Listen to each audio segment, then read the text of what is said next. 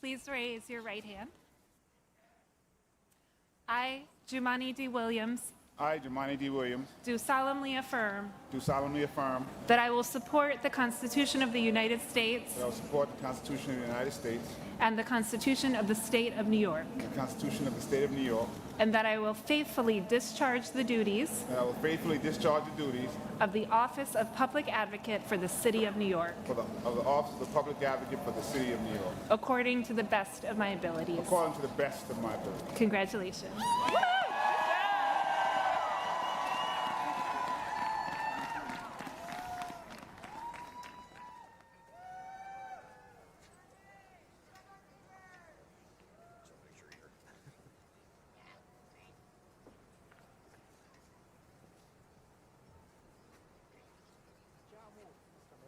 I didn't forget.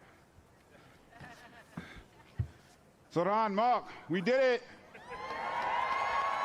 We're here. Thanks to everybody out here. Thank y'all. Peace and blessing, love and light as we begin a new term, a new era for New York City. Thank you, everyone. I want to thank Amadou and his inspiring family for being here at this ceremony in New York. I'm a son of immigrants myself. My parents came over from Grenada over 50 years ago. I was just sworn in on my late father's Bible. My mother is here today. I'm so proud to have my family and my wife and my children and my sister and my mom, everyone standing with theirs. Their stories perfectly capture this moment for the city. The challenges we face, the hardships we endure, and the hope that persists. Those realities are often in tension because this is a time and a place of contradictions. One where even as the federal government drives us to despair, local leadership can invite inspiration. When this celebration at City Hall is only blocks from tribulation at Federal Plaza. When the relief that these families are still united comes as so many are being separated. And this sense of contradiction carries across the 5 boroughs. This is a city of enormous wealth and enduring poverty, of the greed of some and the generosity of many, of darkness and of light. And I've seen the darkness, of course, yet I look out on New York today and I see so much light. These contradictions mean we can at once love our city as it is and challenge its flaws, not as a reason for pessimism, but a call for activism. As public advocate, I've tried to be an activist elected official, someone who pushes back. Now I see the chance to push forward.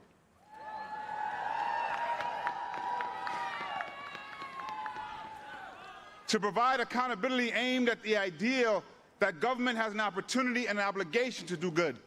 At the core of public service and progressivism is the principle of making government work and showing people it can work for them. That means we need to meet people where they are, also show grace instead of ignoring what brought them there, and be honest about why.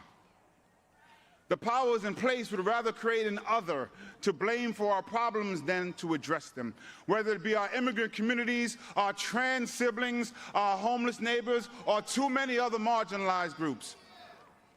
Rejecting those ideas means naming the reason that the powers in place perpetuate them, because if we are divided, the status quo stands.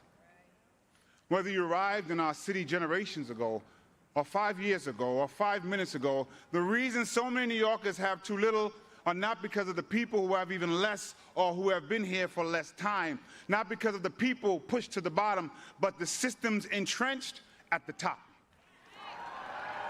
That's where we should focus our anger and our action. If we are not driven apart by the divisions of our races, our religions, our identities, but pulled together by the commonalities in our emotions, our needs, and our humanity, then we can all climb. I know that the project of New York is possible. That great mosaic described by another mayor who believed in democratic social ideals, David Dinkins. Yet the truth of it is there are people who are rooting for New York to fail. Some couch it in concern, others openly scorn our city. But at the heart of this hate is the truth that our success, that our very existence belies their core belief that New York is not possible. They demonize us because our mosaic challenges their ideology. They want to be right in their cynicism more than they want us to succeed in our idealism. They are driven by the idea that bringing together so many diverse people, cultures, faiths, identities into a united community is impossible. But New York, we are a shining beacon of possibility. We cross new cultural borders through each subway stop and are introduced to new experiences through each passenger. Our possibilities come in every language and from every heritage. So do our prayers, so do our people, so does our power. We've shown it in the face of oligarchy and authoritarianism. Neighbors standing with neighbors across borough and background to defend immigrant communities and feed hungry families. We see it in the multicultural mosaic that brought us to this very moment. Even with this great moment, I know that realizing the full potential of our possibility will not be easy. It never has been. Yet I believe it's possible to make great progress because I've seen it through my years in the building behind me and the streets before us. I've been in our movement and I've seen things move. The simple truth is that governing is hard, that achievement is exhausting, and I aim to assist my partners in government when possible and hold them to account when necessary to learn from what we've done and guide what we can do. I believe in this possibility that with the people, the tools, the passions, and the compassion that we need, we can meet the moment and create change. We can look into the unknown and see opportunity. That's the thing about uncertainty. Anything can happen, but anything can happen. We could make New York more affordable, more safe, and more just. We could, we can, and we have to try. This optimism toward action is embedded not only in our city's heritage, history, but in my heritage. In Grenada, Maurice Bishop took up the fight for these radical, crazy ideas, socialist ideals like housing, healthcare, and education. He demanded that we move forward ever, backward never. And today I echo that call from the Isle of Spice to the island of Manhattan. He also cautioned that revolutionaries do not have the right to be cowards. We can be afraid, but we have to meet that courage to match it. There are things to be feared, but there is also reason to hope. Hope is the embrace of possibility. Hope and fear are undeniably connected. Hope is the belief that good can come. Fear is the worry that it won't. In these contradicting ideals, we are faced with a choice, and I choose hope. In other words, I have faith.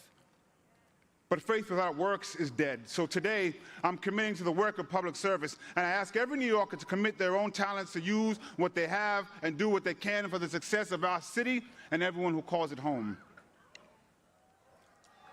I don't know if when my Grenadian mother arrived as a teenager, she hoped that a half a century later her son would speak from these steps. But she could have, because here in New York City, we choose to celebrate possibility and work to make reality. I wish I could go back and tell my younger self that. Instead, I'll say it to my daughters today, to the children of the Perez-Araneda family, to everyone who may question their own worth, like I did, or whether it's worth fighting for the city with all its contradictions and problems and possibilities. And I gotta take a second to say something to so many young people who are out there. But I'm gonna say it to one person who's waited 49 years to hear it. Little black boy, you were worth it. And you always were.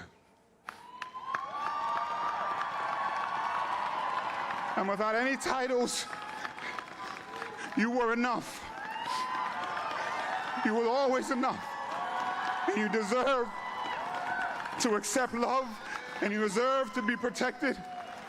And I'm honored to be here to help create a city that's worthy of that for you. And I'm so proud of you.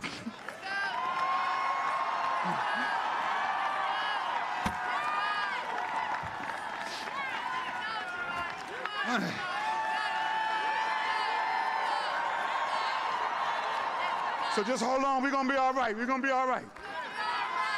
I'm so proud of you. It's all right. Let's go. We're gonna be all right.